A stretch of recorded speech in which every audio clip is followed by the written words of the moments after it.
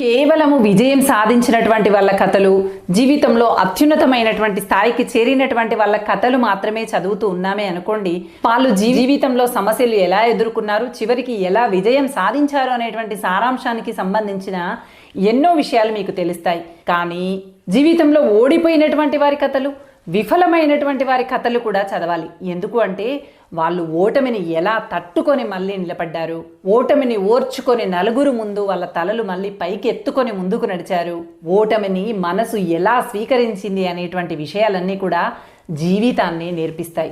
తద్వారా జీవితం పట్ల సంపూర్ణ జ్ఞానం లభిస్తుంది.